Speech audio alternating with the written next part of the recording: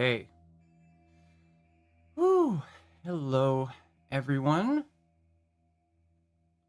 I see there's a few people here, so welcome to the stream. I'm Joseph Lebrec, Adobe Education Leader and Adobe for Education featured live streamer on Behance. Today we're going to look at a couple of new things that exist inside of Express, Adobe Express, and also After Effects. So the After Effects stuff. Actually, both these things were like just released either yesterday or the day before. So yeah, I think this stream will be about 30 minutes. So it's just, we're not working through a large creative project or anything like that. It's simply, just exploring some of these updates. So, oh, and I will say too, like, I'm not simultaneously streaming on Behance and YouTube for this. I'm just doing Behance. It's just a little cumbersome jumping between the two, and YouTube during the live stream doesn't really get the amount of views and interactive feedback that exists on Behance. So, whatever. All right, so something inside of Express, you can see Express right here. One thing that they've been talking about, which has existed for a while, so I'm not sure why it's being touted as something new, but one thing that is Adobe seems to want to spread awareness about with Express is that it can be installed as a progressive web app. So you can see I've actually got it installed here through Chrome. I've got the menu for Express, and it shows up in my dock, and it launches as a little self-contained application, which is pretty nice. I mean, you can still access it through the web, of course, is what most people do, but there we go. So what this has to do with is web page. So if we create a new web page right here, it's going to bring us into a fresh web page. And what we're going to be able to do is to go in here and start, interacting with it. So I'm going to say, what is it, December 7th.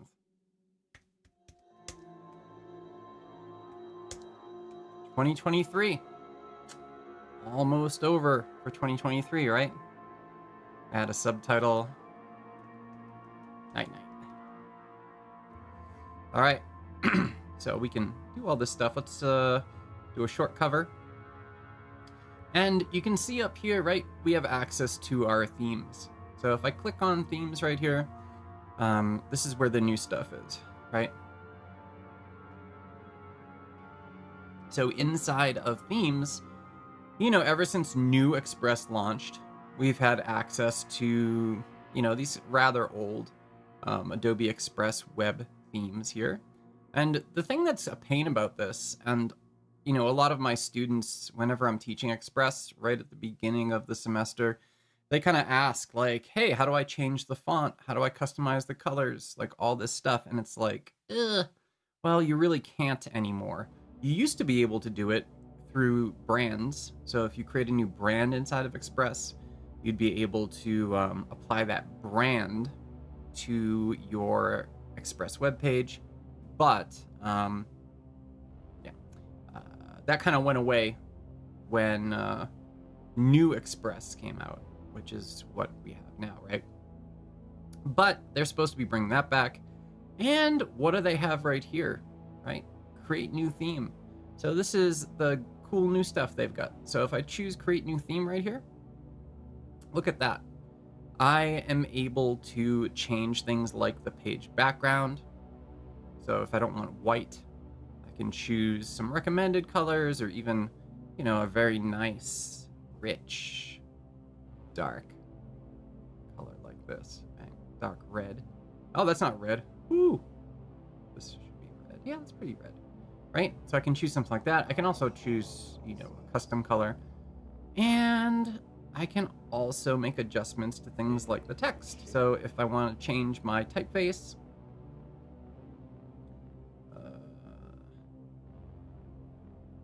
Acumen Pro. Get white.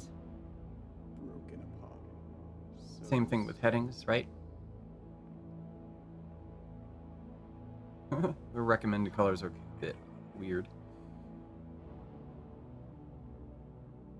I can even go in and change things like my button styles, which is great because you know some of the pre-built existing templates that they have, right? They're there's elements of them that you might like. However, when it comes to certain other things like buttons, you know, you might want to change the button style. And the nice thing is that now you can, right? You create your own theme and you're good.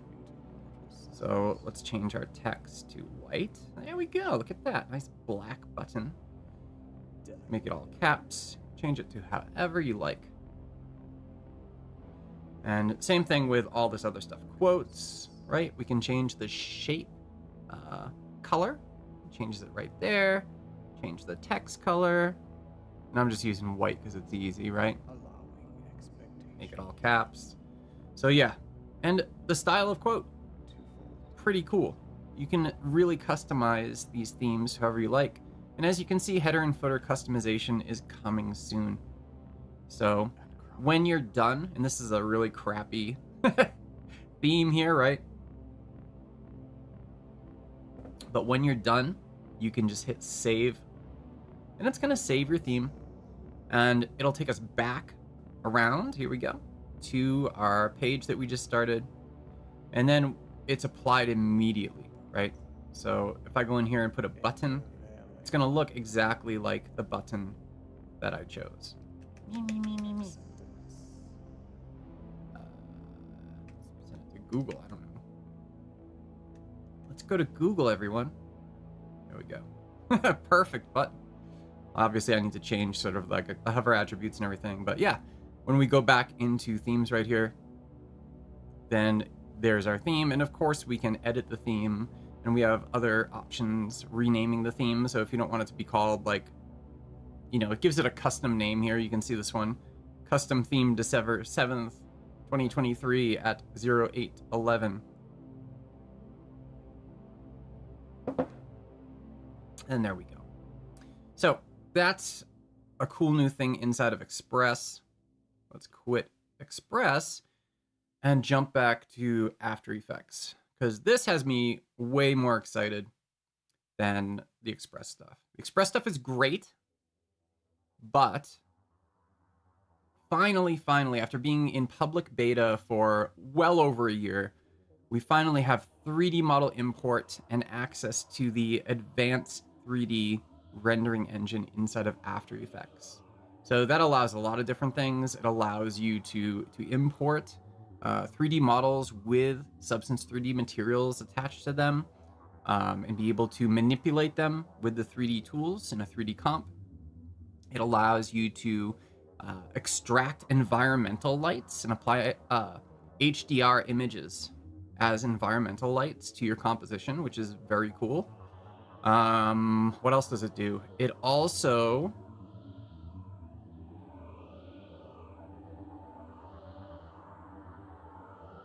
What else does it do? It does more than that. But it's very cool. I've got a running list in my head. If you go to like the new features in on adobe.com for After Effects, it lists out like 6 to 8 like major things that this is capable of doing, right? So let's go ahead in here and click on new project. We're gonna create a new composition, and I'm just gonna use Social Media Landscape HD. That's gonna give us a nice, actually no, I just want Social Media Landscape. A nice 1280 by 720 kind of standard composition size here. Frame rate at 30, duration at 30, that's a little. Let's go to 10. And background is black. Nice. And let's call this 3D? Finally. Okay. So we've got our comp here. Now, notice nothing shows up here for 3D stuff because, of course, we don't have any layers marked as 3D yet. We need some kind of 3D model to bring in here. So let's jump back over to Stager, which you saw pop up a little bit.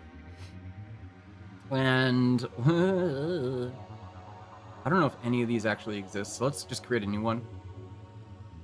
Clouds below. Swirling trends. What do we want to make? Something pretty simple. I'm just going to use some of the starter assets to build this thing here, right?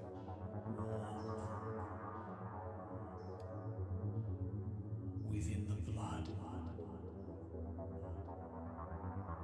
Oh, I don't know. Let's use a crystal.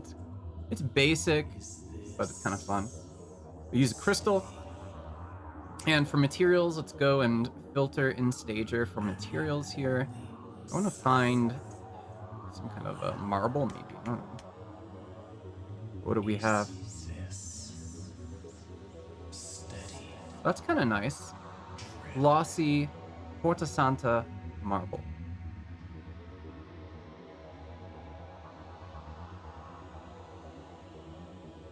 And slumber takes.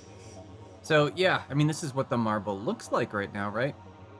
Oh, I remember the other thing that I was trying to think of. After Effects also lets you, through the advanced 3D rendering engine, it lets you actually extract cameras and lights from a 3D scene.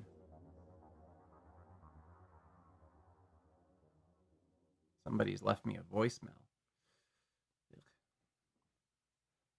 I will check it in a moment. Let's finish this up first.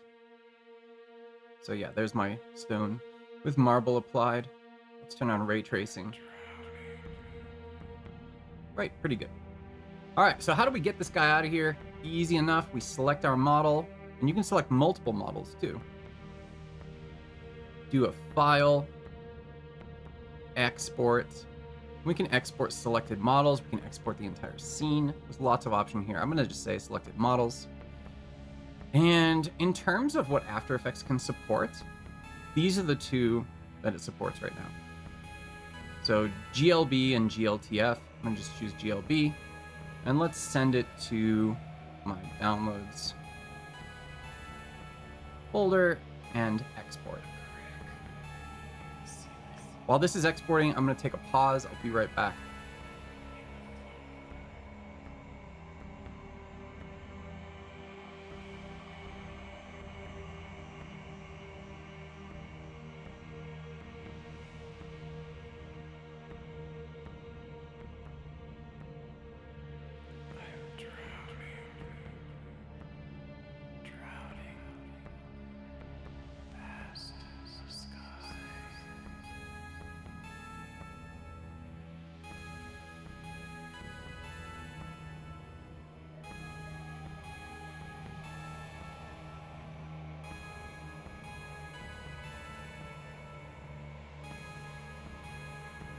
All right.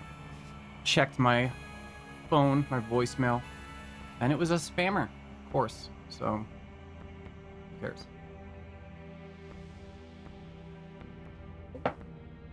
How's everybody doing out there? I haven't seen anybody saying hello in the chat. Let me know if you've worked with any of this content yet inside of After Effects, inside of Adobe Express, and so forth. So let's go ahead and we did export this. Okay, so I'm gonna just quit out of here. I don't need it anymore. Do not save.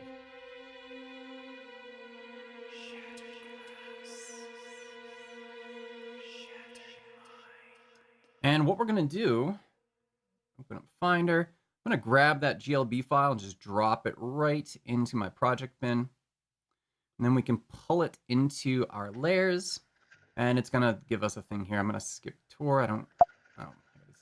So it tells you here, 3D models in your composite require use of the advanced 3D renderer to be visible. The renderer has been changed so you can work in this scene.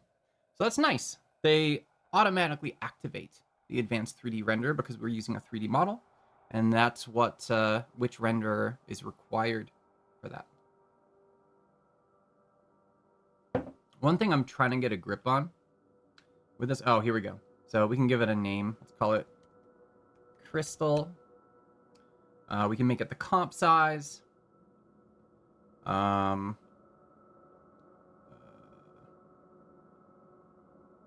make it bigger. Oh, yeah. Then we got advanced stuff here, object scale, the units, all this stuff. So let's go ahead and hit OK. And we now have this object, which is a real deal 3D object inside of After Effects, which is awesome, right? This is amazing stuff. Skip tour, thank you. All right, so let's go ahead and, you can add all sorts of stuff to this. So if we add like a light, let's add a colored spotlight, make it violet or blue, blue-violet, right? Intensity, let's bring that up to like somewhere between 200 and 300%. Fall off, this is shadows, shadow fall off. Okay. So there we go. So the light, of course, is a 3D object as well. So yes, I know this guy. So we can shift the cone of the light around, and it's a spotlight. So whenever you add a spotlight, like by default, there is a default environmental light that gets applied to your composition, right? Actually, that's a little intense. There we go. Down a bit. Now notice over here, oh my gosh. I know that Adobe is trying to be helpful by putting all of these little suggestions and tours and tooltips and things like that in here, but it's like, okay, every time I install After Effects, I'm not one to bring my preferences over, so maybe that's my problem. But I don't quite need After Effects telling me all this stuff every single time. And it was very difficult during the beta. It was very annoying during the beta because the beta updates like every couple days, So I would have to see all this stuff every single time. All right, so here, we don't have anything in here yet, so we can do cool things like set the transform properties of our spotlight. And we can see back and forth here, right? It's changing our orientation. Let's start it over here. And then over here on our timeline, we'll just switch it to the other side, kind of, right? And there we go. We've got our spotlight moving back and forth. And the object itself, the crystal, right? We can change its orientation properties as well. Let's have it start over here. And we can rotate it. And check that out too, right? It's got this really nice little 3D cube, transform cube around it. Usually when it comes to stuff like this, you have not a cube, but a transform box, right? Here, it's nice that we get a cube, and it makes sense, right? Because, of course, being a 3D element, we should have all 3 dimensions, right? Okay, let's go back to the start here. I'm gonna lock down these different layers. My light and my crystal. Oh, hello, Emmanuel. How are you? I hear ghost voices all the time, honestly.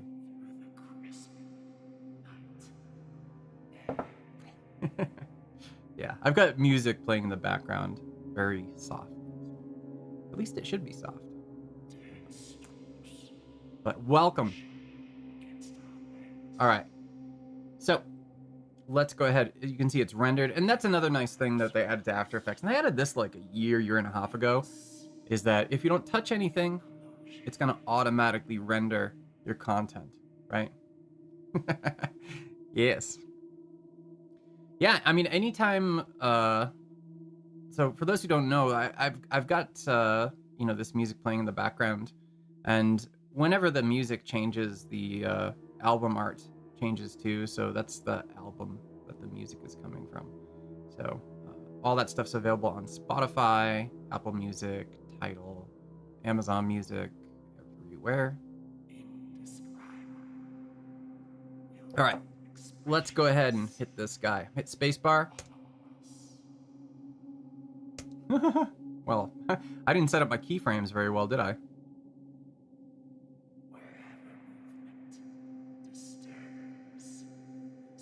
Oh, I did not set up my position keyframes.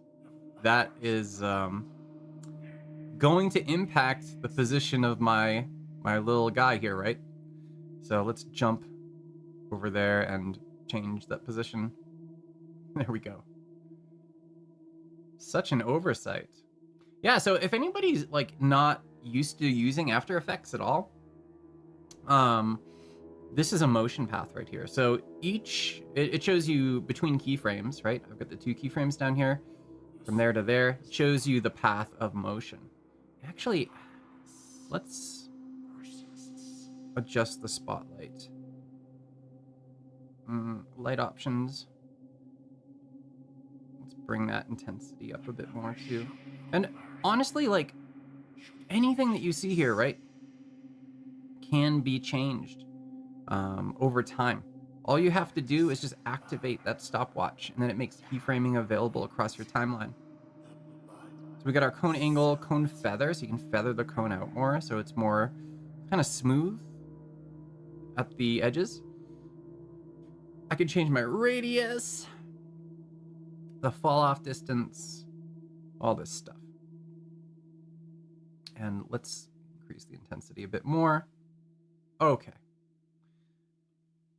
And then again, if we hold, right, it's going to go through and it's going to pre-render everything for us. You can see it happening right now with that green line.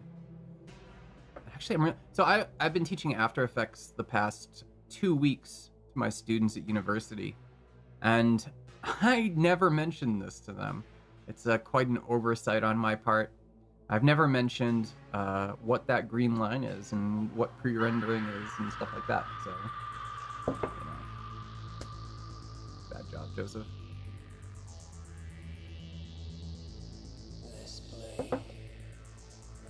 Yeah, pretty good. So again, I've got the light moving across. You can see the cone of that spotlight. And right, so lights work differently, right? So let's actually illuminate more of this. So as I mentioned, you start off in a 3D comp in After Effects, and it will have, some sort of environmental light as a default. As soon as you put in something like a spotlight or a point light or anything like that, it's going to override that environmental light. But of course, you can add in a new light that can serve as your environmental light. You can also just put in an ambient light, but I'm going to choose environment. This is new as well. And you can see the intensity here. I'm going to pull that down quite a bit. Cast shadows, yes, please. So I say okay. And there we go. We can see now that the scene, even stuff that isn't illuminated by my spotlight, is still lit by my environmental light here. And I can take that intensity up or down. And this right here is how you actually integrate HDR images as environmental lights. So if you have an HDR image, you can bring it in as a layer, and you can set it as the source of your environmental light, which is really neat. And you'd be able to get that from like Adobe Stock, right? So let's see, if I go into Adobe Stock, I've got flat. And there's one more thing I want to show in here after this.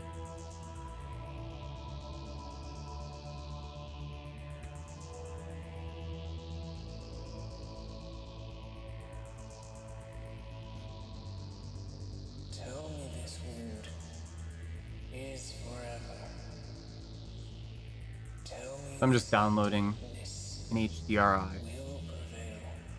image from stock from their free library, right?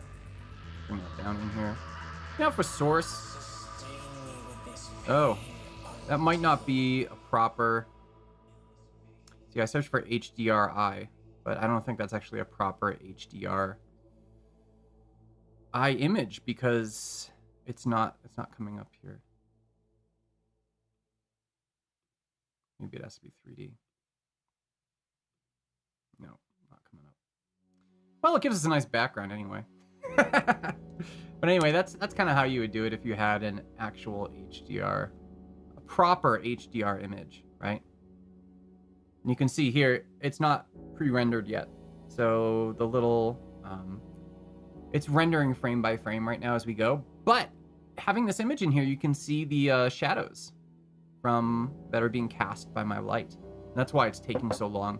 Anything to do with lights and shadows is going to take longer to render than other things, right? So if we go back, of course, hit it again, it's going to go nice and quickly through there. All right, so the last thing I want to show before we call it quits for today is under effects and presets. One of the things that they did in this release too is they've got, will you stop? I know that. I just told them that. Go away. So animation presets under effects and presets. This is kind of interesting. I'm not sure how I feel about it exactly, you know? So they've updated a bunch of these, but one thing that they have is a new category where they've taken all of the animation presets from Adobe Express and have popped them into After Effects, which is a little weird. I don't know. So you've got things like, you know, these are all the ones that you would see inside of Express, but they're available inside of After Effects now too. So, I mean, I guess why not? But also, like, it's just a little strange. Anyhow,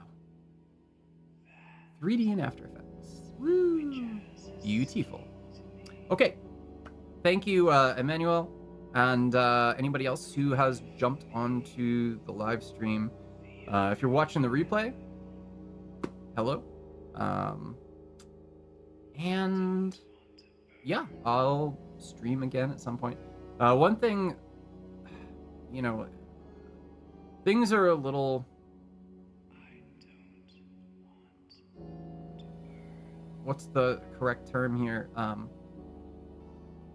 little weird right now in terms of like how we as Adobe education leaders are getting our streams like scheduled and, you know, having a actual published schedule and everything. It's out there, but it's very inaccurate right now.